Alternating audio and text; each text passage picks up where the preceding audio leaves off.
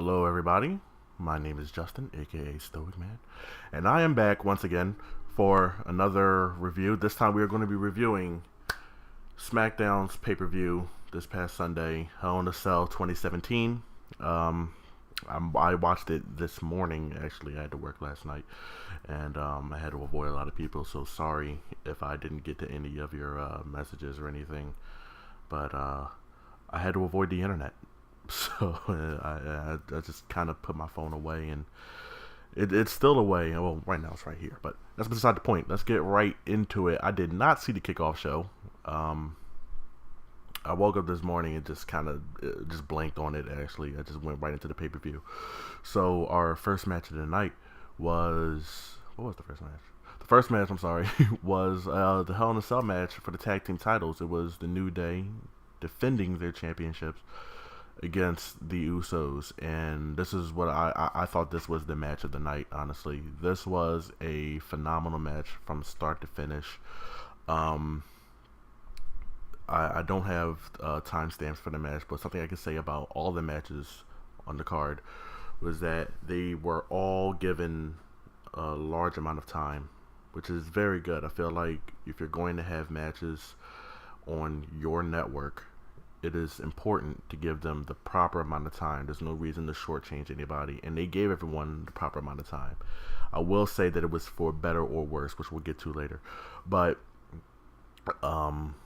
lengthy match, very good match, excellent spots all around. We got a lot of props in this match, kendo sticks aplenty, a lot of trombones from the New Day, and they even ended up bringing out a gong or a cymbal, I guess you would call it. Phenomenal matchup. Usos pick up the victory, but the New Day look incredibly strong, including the end, which is my highlight of the match. Xavier Woods, after being handcuffed, is taking a barrage of kendo stick shots and absolutely refuses to go down, fights back, has a little bit of an advantage before the Usos finally overwhelm him.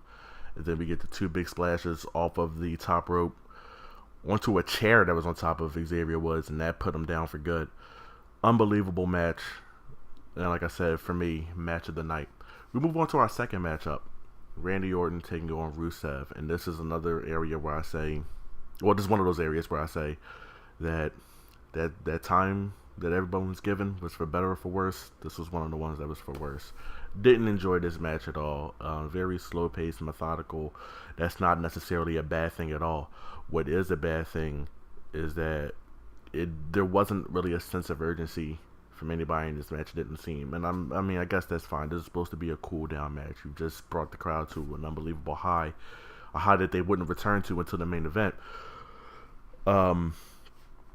But really felt like a lackluster match between these two. These are two guys that can go. They can definitely go, and it didn't really pan out very well. I will say the highlight of the match for me was actually the ending. Randy Orton picked up the W. He was setting up for the RKO, and he's doing this, he pounced the mat. He's doing that. Rusev has that scouted. He's hip to the game. And he manages to lock onto Randy's arms, flip himself over. He's about to get him in the accolade, but Orton slips underneath. And then Rusev turns right into an RKO for the 1-2-3. I thought that was phenomenal. I thought that was a great spot. Like I said, easily the best spot of the match. We're going to just keep moving from there. The next match on the card, triple threat match. Now, I understand that this was something that kind of spawned on the pre-show. It was supposed to be AJ Styles against Baron Corbin, but Ty Dillinger picked up the win against Corbin. He pleads his case to Daniel Bryan that he should be in the match. And Daniel Bryan says, yeah, sure. We'll make it a triple threat. I think that worked out for the better. This was another solid matchup. Everybody looked phenomenal in this match. Highlight of the match for me was we ended up in this situation where two wrestlers would end up in opposing corners with someone in the middle, and they would just be charging towards the corners doing an attack until they eventually got countered by one of the wrestlers, and then they would do it as well. And this kind of went until all three got their turn. I thought that was a great match. I'm sorry, I thought that was a great spot for that match. And the crowd absolutely loved it when we finally got to what the conclusion of that spot was, which was Baron Corbin eats a super kick. Dillinger turns. He gives AJ Styles a kick to the stomach, who then turns around, hits him with a Pele kick, and AJ's knocked out. But the Pele kick, hits Dillinger and knocks him back into Corbin, and he goes for the pin there. Well, he doesn't go for the pin. He just kind of falls into it. But he doesn't pick up the win. Baron Corbin gets the win. New champion. I like it. There's a lot of speculation lately that Baron Corbin's been in the doghouse. You know, people love to read into the dirt sheets.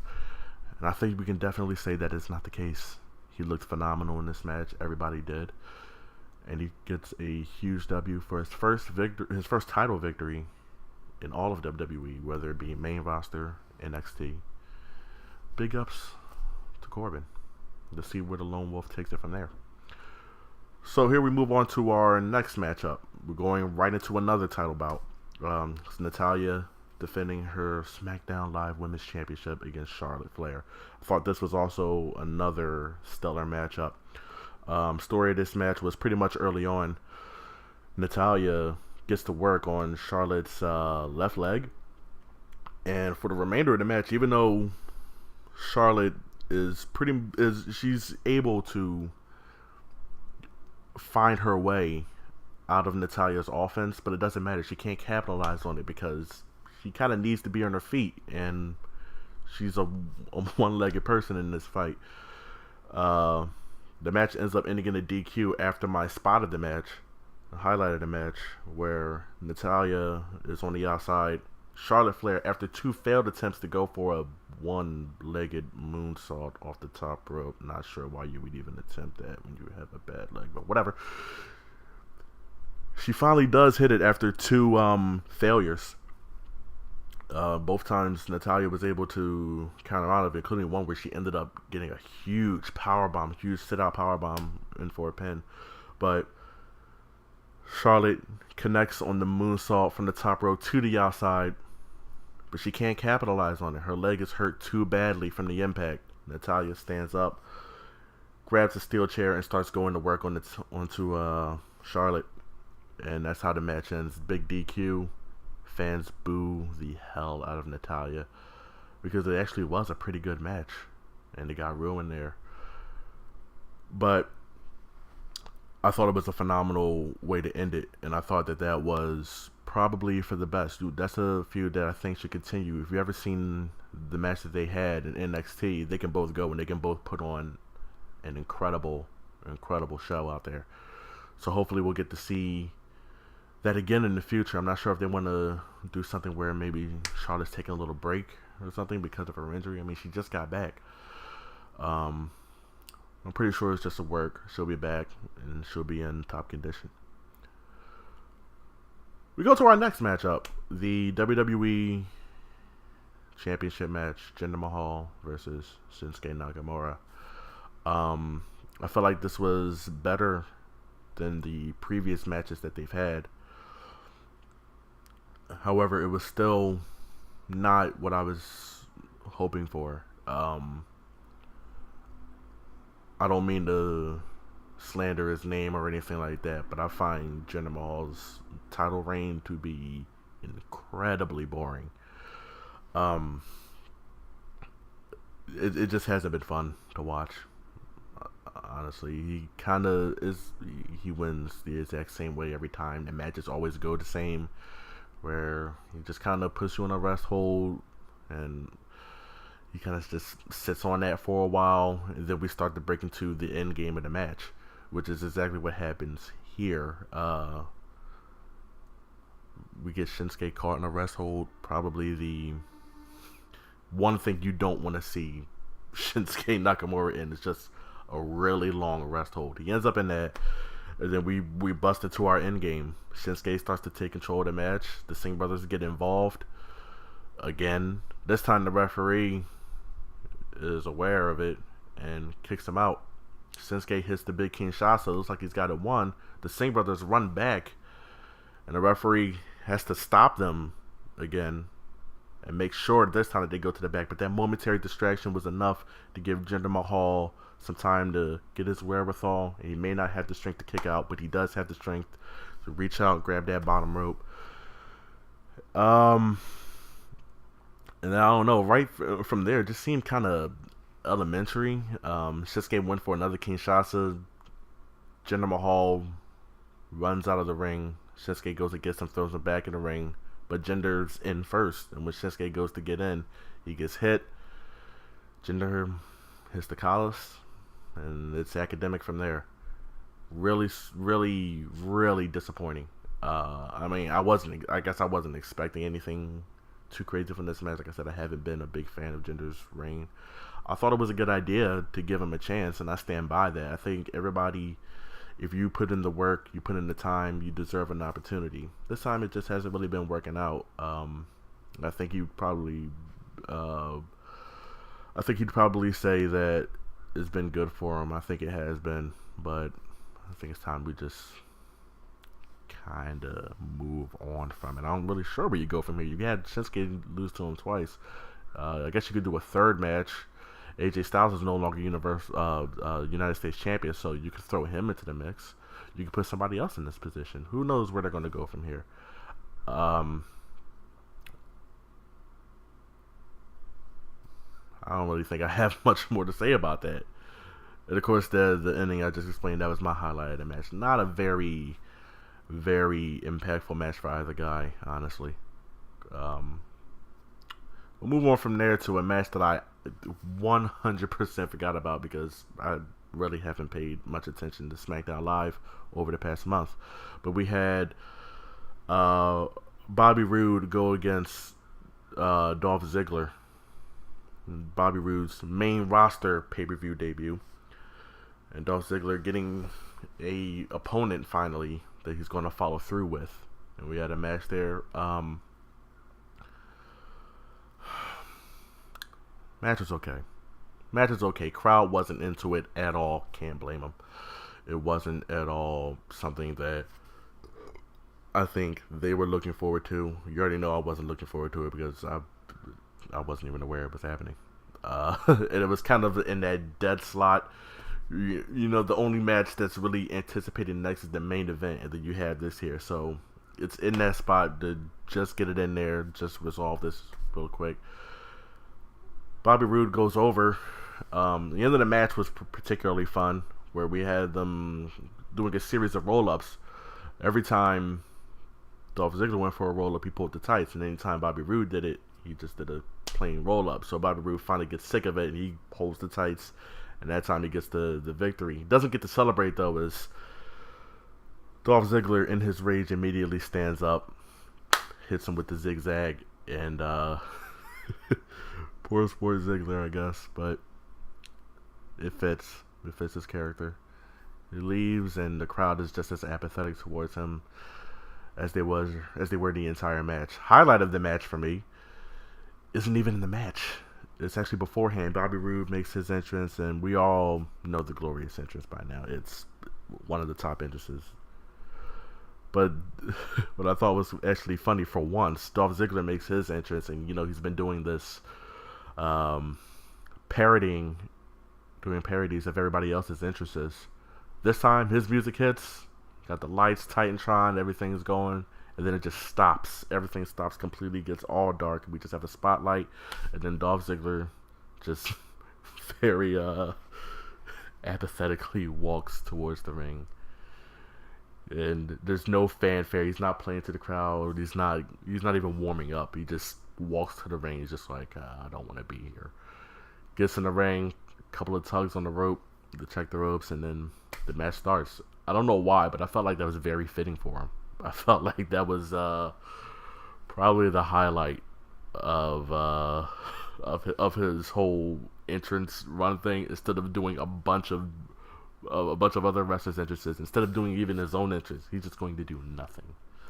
I don't know why, but I actually found it entertaining.